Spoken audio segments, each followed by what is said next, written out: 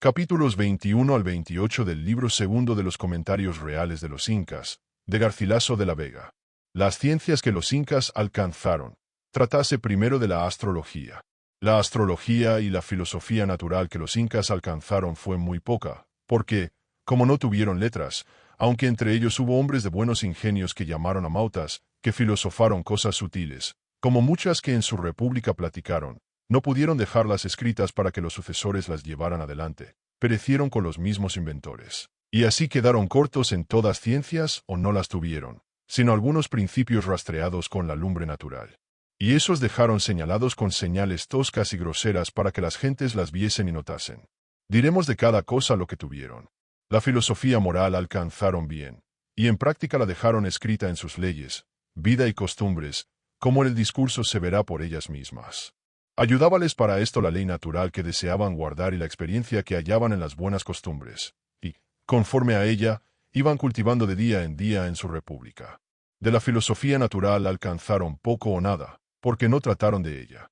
Que como para su vida simple y natural no tuviesen necesidad que les forzase a investigar y rastrear los secretos de naturaleza, pasábanse sin saberlos ni procurarlos.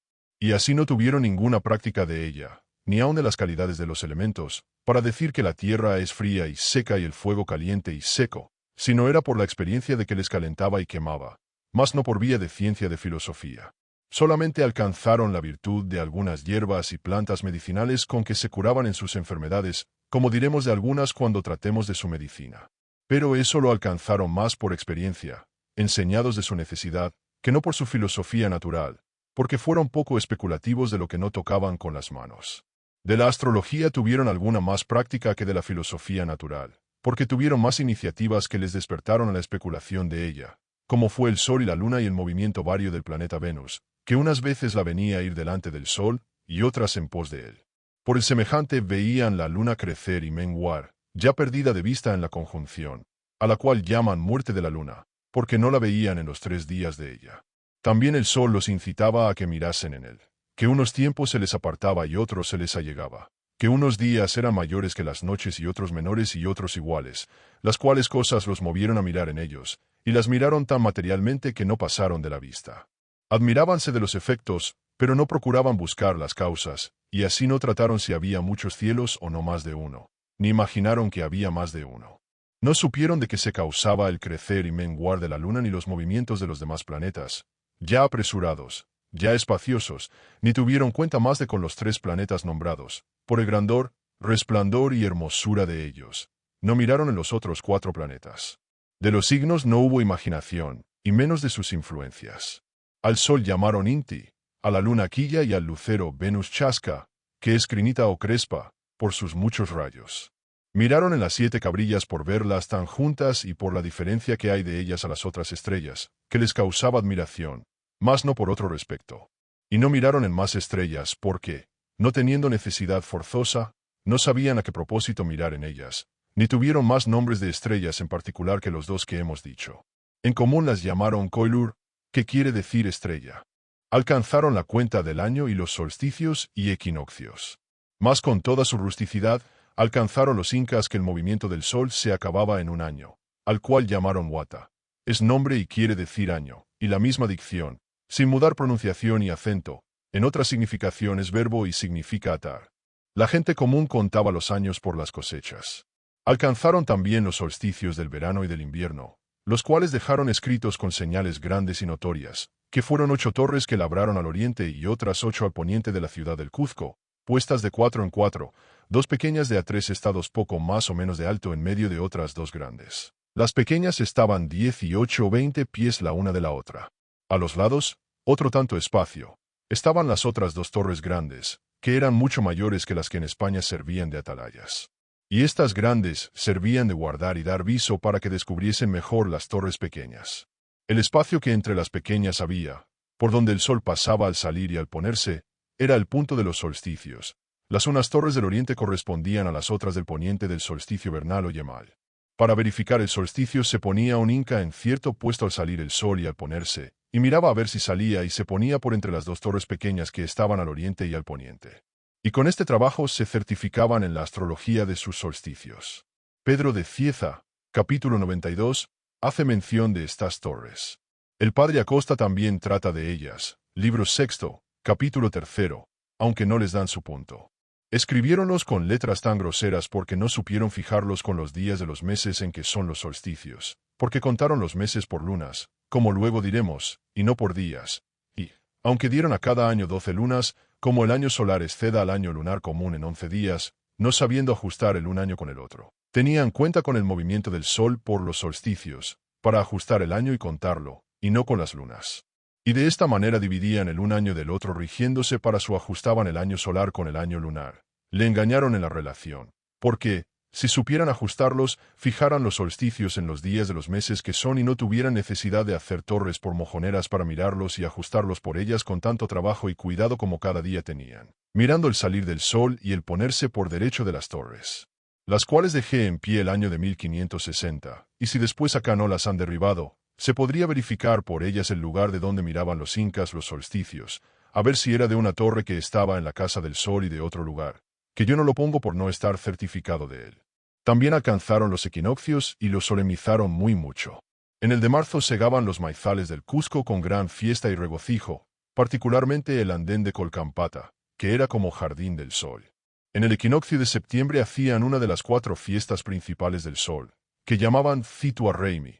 R sencilla, quiere decir fiesta principal. Celebrábase como en su lugar diremos. Para verificar el equinoccio tenían columnas de piedra riquísimamente labradas, puestas en los patios o plazas que había ante los templos del sol. Los sacerdotes, cuando sentían que el equinoccio estaba cerca, tenían cuidado de mirar cada día la sombra que la columna hacía. Tenían las columnas puestas en el centro de un cerco redondo muy grande, que tomaba todo el ancho de la plaza o del patio. Por medio del cerco echaban por hilo, de oriente a poniente, una raya, que por larga experiencia sabían dónde había de poner el un punto y el otro. Por la sombra que la columna hacía sobre la raya veían que el equinoccio se iba acercando, y cuando la sombra tomaba la raya de medio a medio desde que salía el sol hasta que se ponía y que a mediodía bañaba la luz del sol toda la columna en derredor, sin hacer sombra parte alguna, decían que aquel día era el equinoccial. Entonces adornaban las columnas con todas las flores y hierbas olorosas que podían haber, y ponían sobre ellas la silla del sol, y decían que aquel día se asentaba el sol con toda su luz, de lleno en lleno, sobre aquellas columnas. Por lo cual en particular adoraban al sol aquel día con mayores ostentaciones de fiesta y regocijo, y le hacían grandes presentes de oro y plata, y piedras preciosas y otras cosas de estima. Y es de notar que los reyes incas y sus amautas, que eran los filósofos, así como iban ganando las provincias, así iban experimentando que, cuanto más se acercaban a la línea equinoccial, tanto menos sombra hacía la columna al mediodía, por lo cual fueron estimando más y más las columnas que estaban más cerca de la ciudad de Quito. Y sobre todas las otras estimaron las que pusieron en la misma ciudad y en su paraje, hasta la costa de la mar, donde, por estar el sol a plomo, como dicen los albañiles, no había señal de sombra alguna a mediodía. Por esta razón las tuvieron en mayor veneración, porque decían que aquellas eran asiento más agradable para el sol, porque en ellas se asentaba derechamente y en las otras de lado. Estas simplezas y otras semejantes dijeron aquellas gentes en su astrología, porque no pasaron con la imaginación más adelante de lo que veían materialmente con los ojos. Las columnas de Quito y de toda aquella región derribó el gobernador Sebastián de Belalcázar muy acertadamente y las hizo pedazos, porque idolatraban los indios en ellas. Las demás que por todo el reino había, fueron derribando los demás capitanes españoles como las fueron hallando. Tuvieron cuenta con los eclipses del sol, y lo que hacían con los de la luna.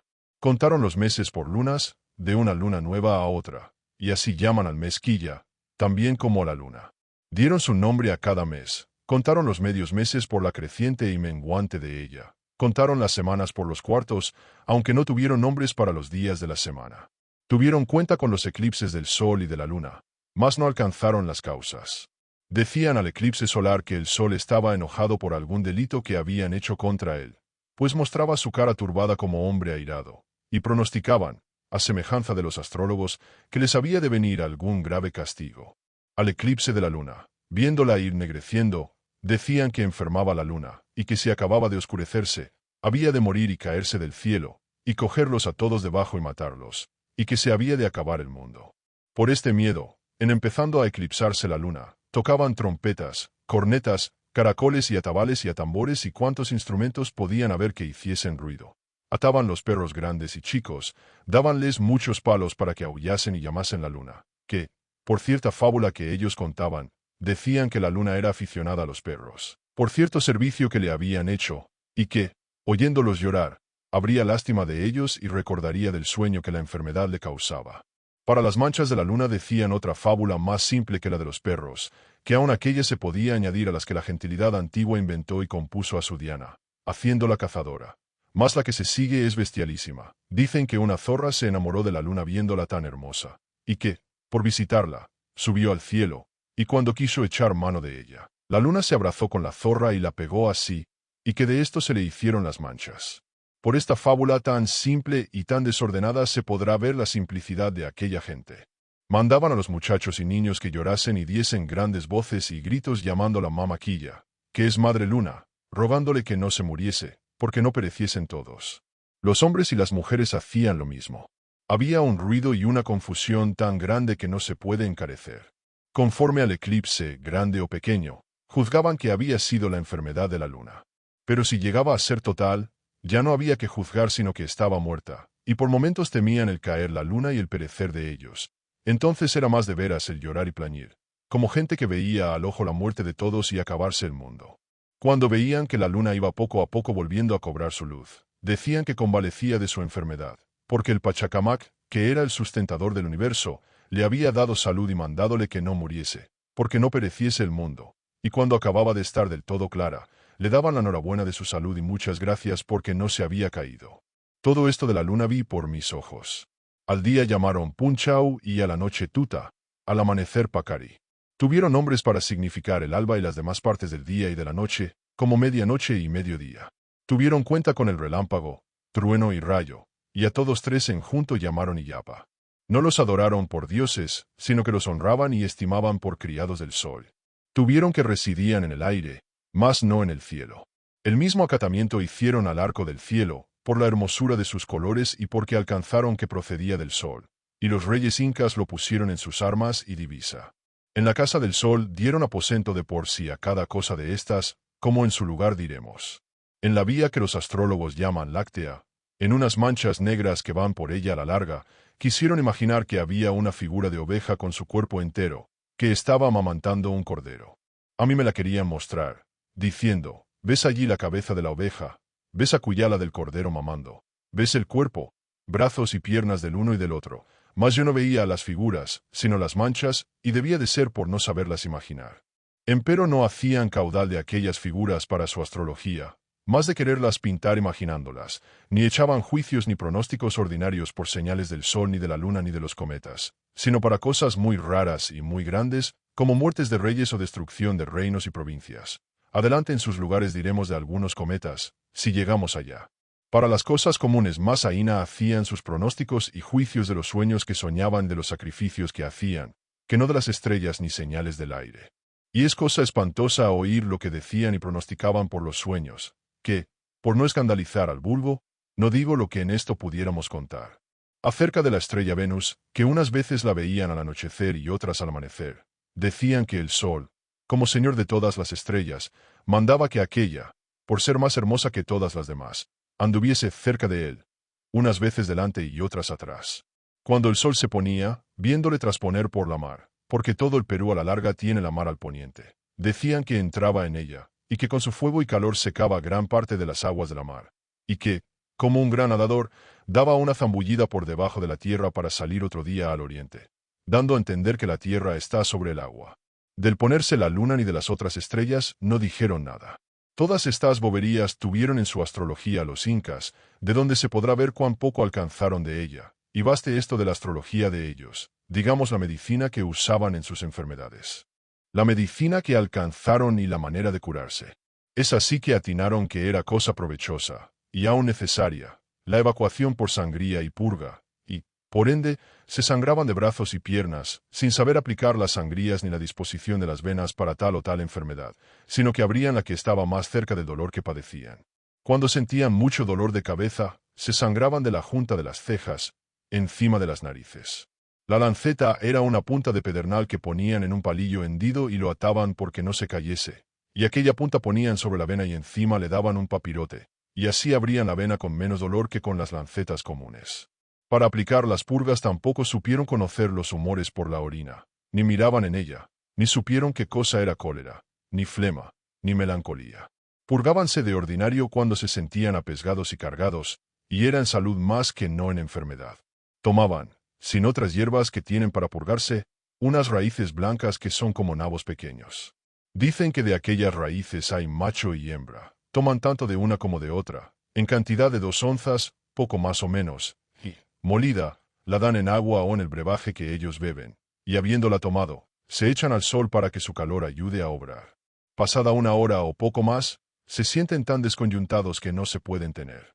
Semejan a los que se marean cuando nuevamente entran en la mar. La cabeza siente grandes vaguidos y desvanecimientos. Parece que por los brazos y piernas, venas y nervios y por todas las coyunturas del cuerpo andan hormigas. La evacuación casi siempre es por ambas vías de vómitos y cámaras.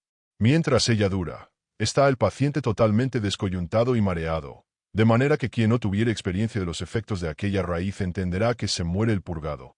No gusta de comer ni de beber. Echa de sí cuántos humores tiene. A vuelta salen lombrices y gusanos y cuántas sabandijas allá dentro se crían. Acabada la obra, queda con tan buen aliento y tanta gana de comer que se comerá cuanto le dieren. A mí me purgaron 2 veces por un dolor de estómago que en diversos tiempos tuve, y experimenté todo lo que he dicho.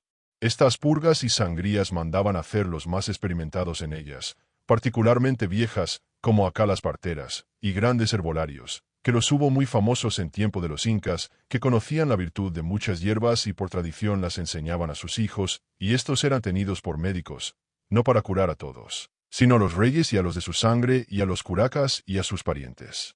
La gente común se curaban unos a otros por lo que habían oído de medicamentos.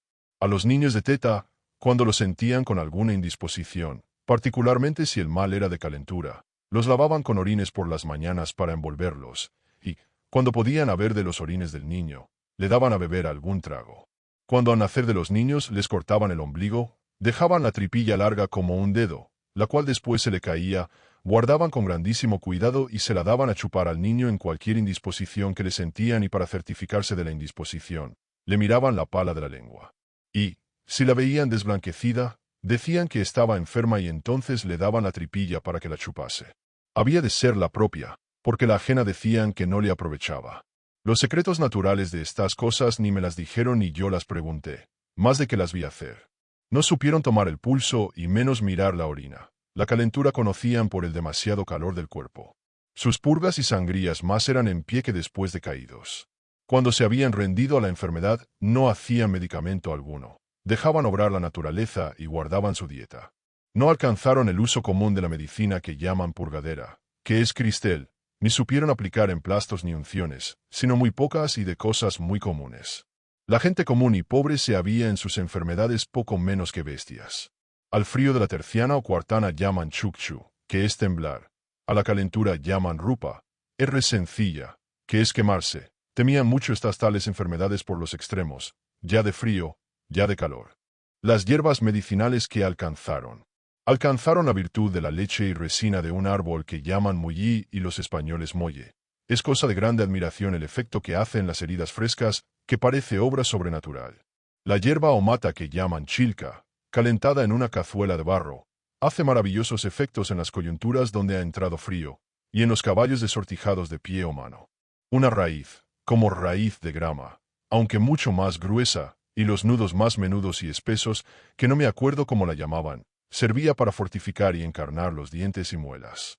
Asábanla al rescoldo y, cuando estaba asada, muy caliente, la partían a la larga con los dientes, y así hirviendo, ponían la una mitad en la una encía y la otra mitad en la otra, y allí la dejaban estar hasta que se enfriaba, y de esta manera andaban por todas las encías, con gran pena del paciente, porque se le asaba la boca.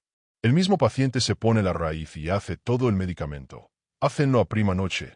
Otro día amanecen las encías blancas como carne escaldada, y por 2 o 3 días no pueden comer cosa que se haya de mascar, sino manjares de cuchara. Al cabo de ello se les cae la carne quemada de las encías y se descubre otra debajo, muy colorada y muy linda. De esta manera les vi muchas veces renovar sus encías, y yo sin necesidad lo probé a hacer, mas por no poder sufrir el quemarme con el calor y fuego de las raíces, lo dejé. De la hierba o planta que los españoles llaman tabaco y los indios airi, Usaron mucho para muchas cosas. Tomaban los polvos por las narices para descargar la cabeza. De las virtudes de esta planta han experimentado muchas en España, y así le llaman por renombre la hierba santa. Otra hierba alcanzaron admirabilísima para los ojos, llaman la matequiu. Nace en arroyos pequeños.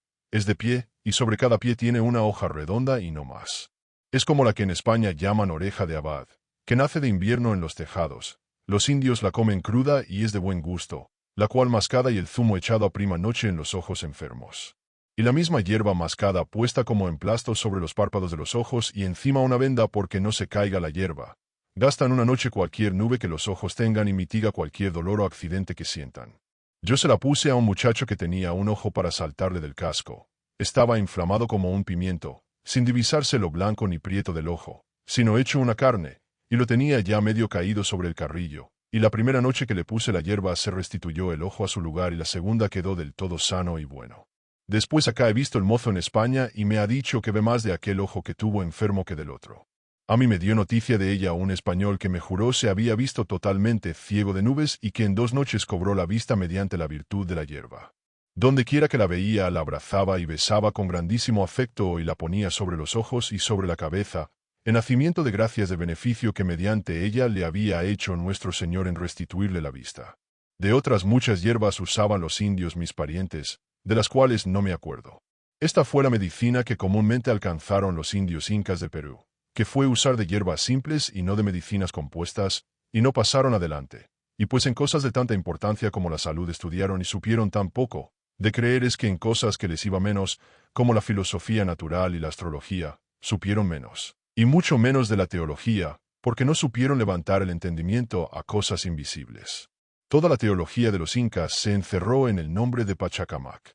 Después acá, los españoles han experimentado muchas cosas medicinales, principalmente del maíz, que llaman zara, y esto ha sido parte por el aviso que los indios les han dado de eso poco que alcanzaron de medicamentos y parte porque los mismos españoles han filosofado de lo que han visto, y así han hallado que el maíz, además de ser mantenimiento de tanta sustancia, es de mucho provecho para mal de riñones, dolor de hijada, pasión de piedra, retención de orina, dolor de la vejiga y del caño. Y esto le han sacado de ver que muy pocos indios o casi ninguno se halla que tenga estas pasiones, lo cual atribuyen a la común bebida de ellos, que es el brebaje del maíz, y así lo beben muchos españoles que tienen las semejantes enfermedades. También aplican los indios en emplastos para otros muchos males. De la geometría, geografía, aritmética y música que alcanzaron.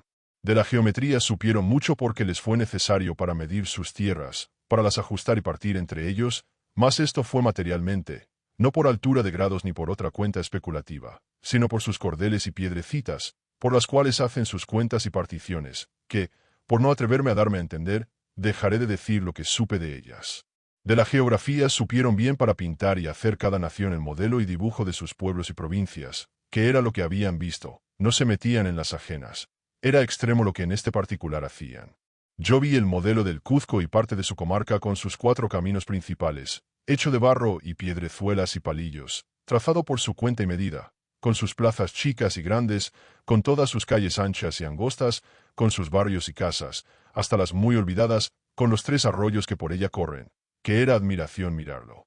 Lo mismo era ver el campo con sus cerros altos y bajos, llanos y quebradas, ríos y arroyos, con sus vueltas y revueltas, que el mejor cosmógrafo del mundo no lo pudiera poner mejor.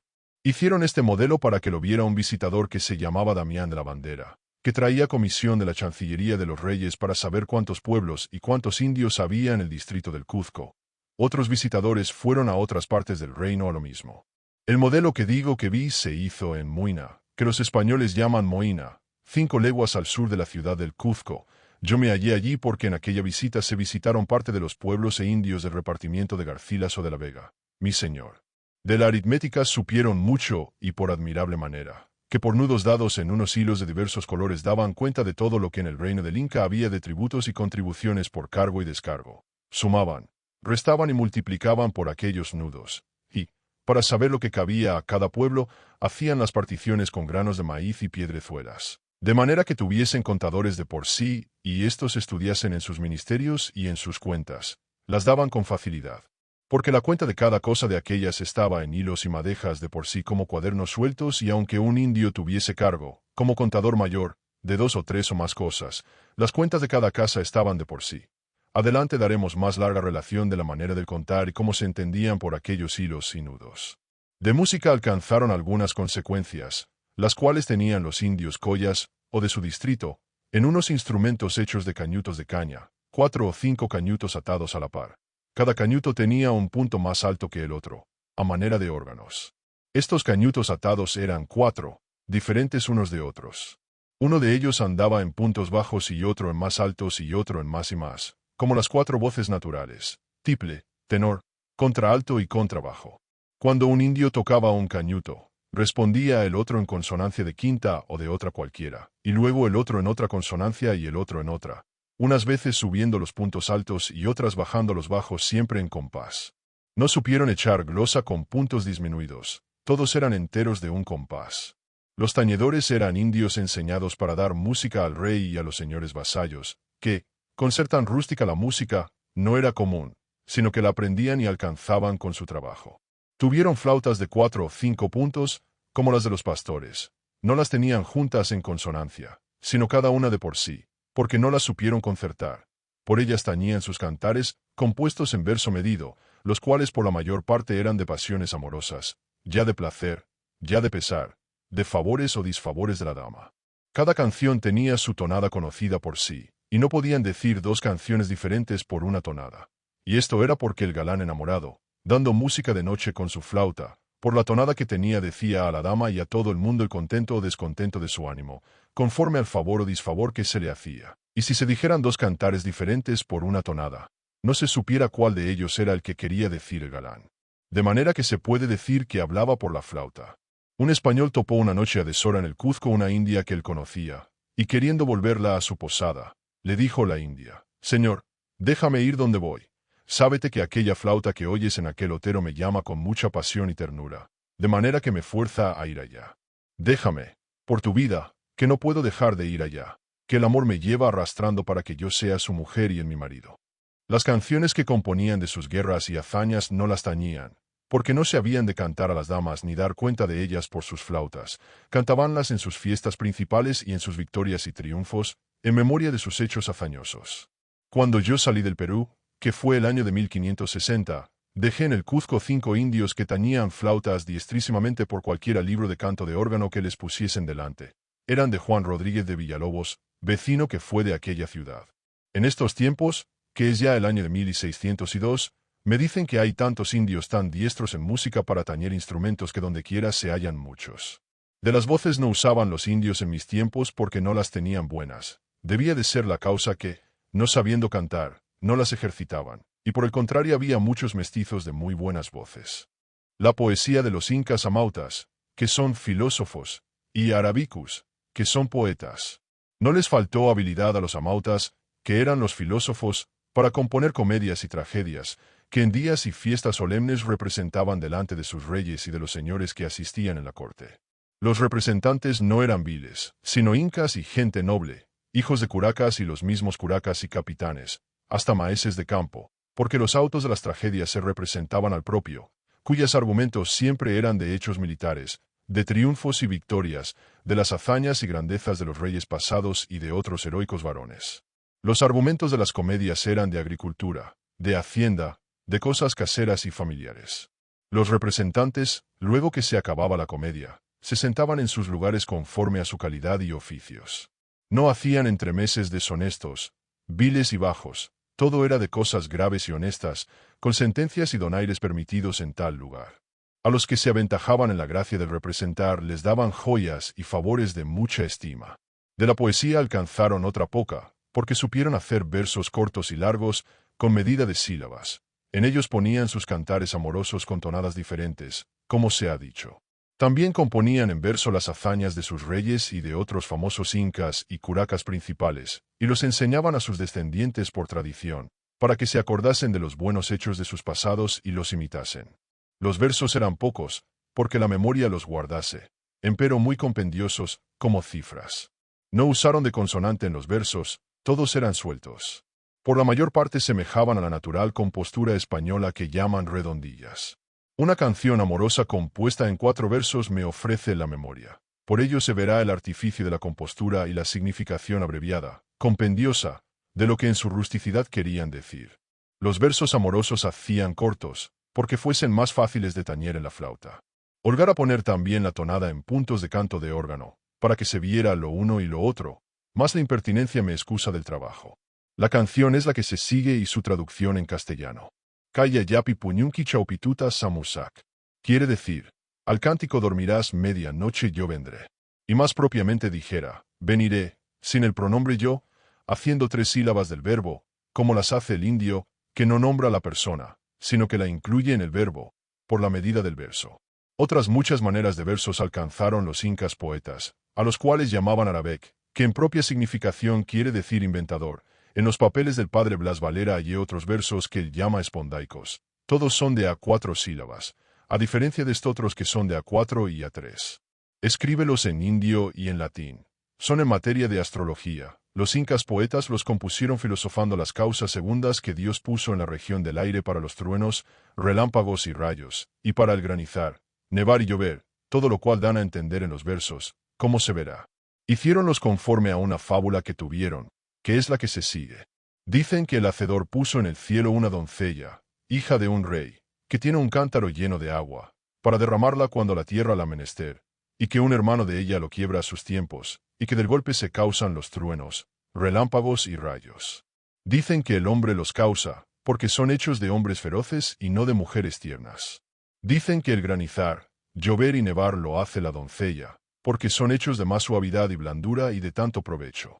Dicen que un inca poeta y astrólogo hizo y dijo los versos, loando las excelencias y virtudes de la dama, y que Dios se las había dado para que con ellas hiciese bien a las criaturas de la tierra. La fábula y los versos, dice el padre Blas Valera que halló en los nudos y cuentas de unos anales antiguos, que estaban en hilos de diversos colores, y que la tradición de los versos y de la fábula se la dijeron los indios contadores, que tenían cargo de los nudos y cuentas historiales, y que, admirado de que los amautas hubiesen alcanzado tanto, escribió los versos y los tomó de memoria para dar cuenta de ellos. Yo me acuerdo haber oído esta fábula en mi niñez con otras muchas que me contaban mis parientes, pero, como niño y muchacho, no les pedí la significación, ni ellos me la dieron.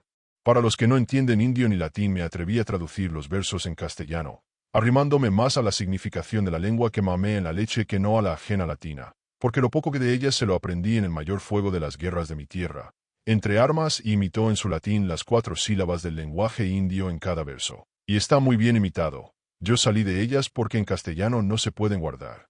Que, habiendo de declarar por entero la significación de las palabras indias, en unas son menester más sílabas y en otras menos.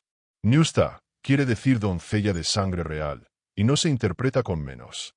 Que, para decir doncella de las comunes, dicen tazque, China llaman a la doncella muchacha de servicio.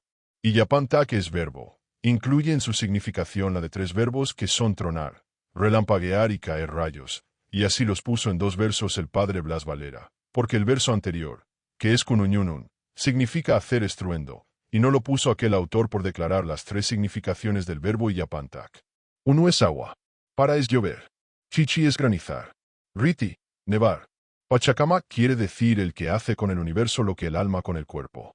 Viracocha es nombre de un dios moderno que adoraban, cuya historia veremos adelante muy a la larga. Chura quiere decir poner.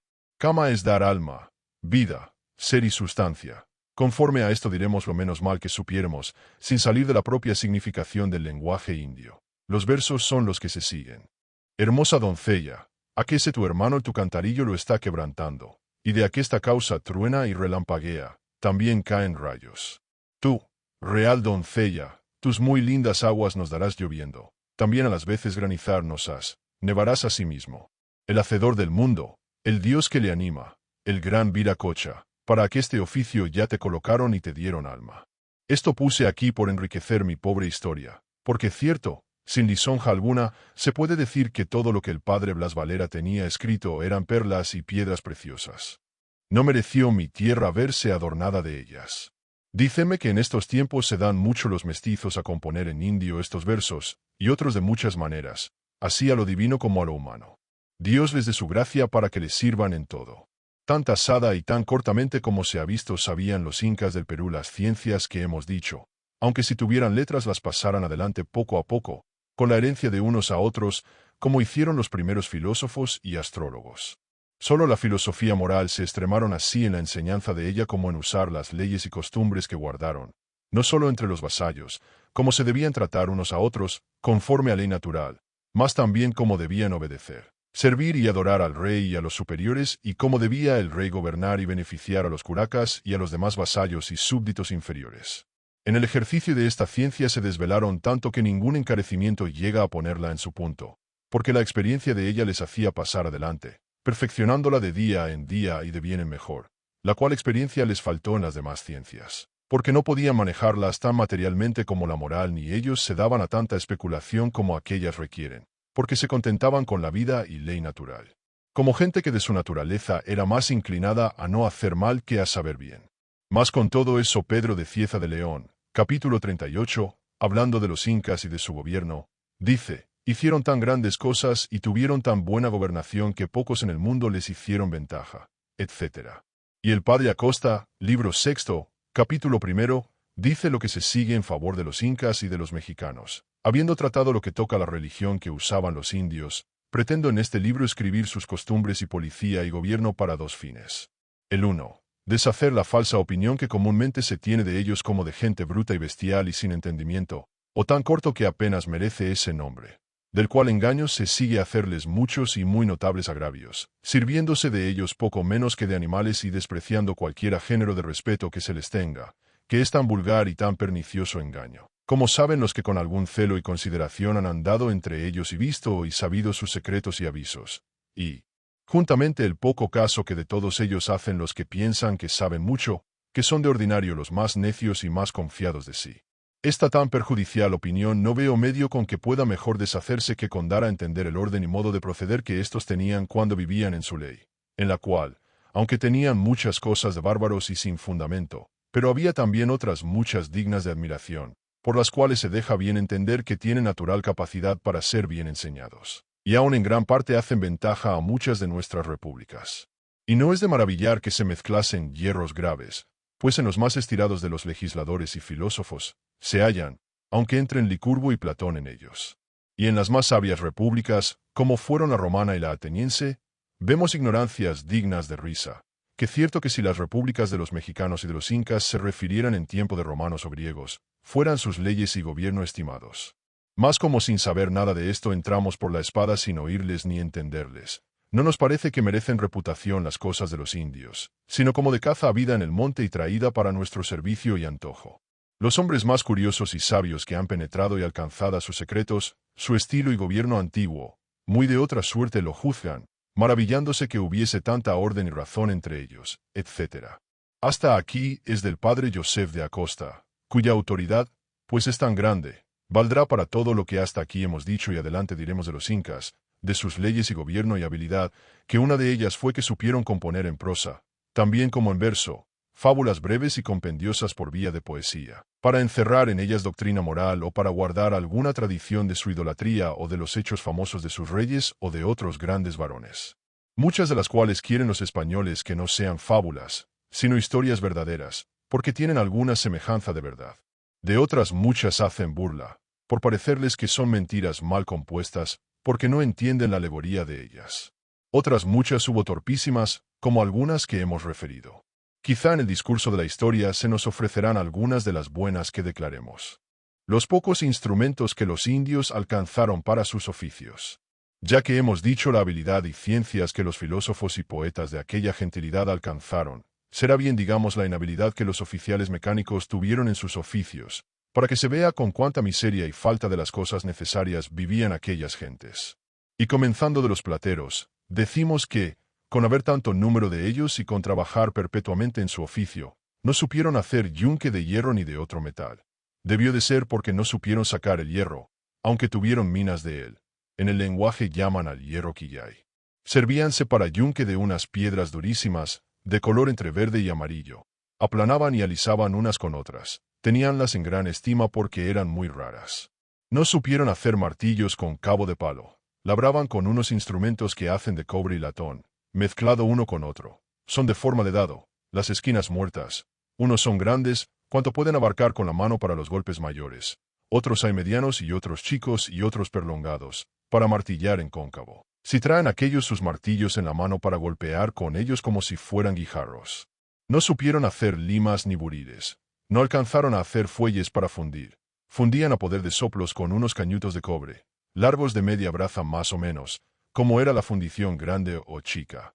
Los cañutos cerraban por el un cabo, dejábanle un agujero pequeño, por do el aire saliese más recogido y más recio. Juntábanse 8, 10 y 12, como era menester para la fundición.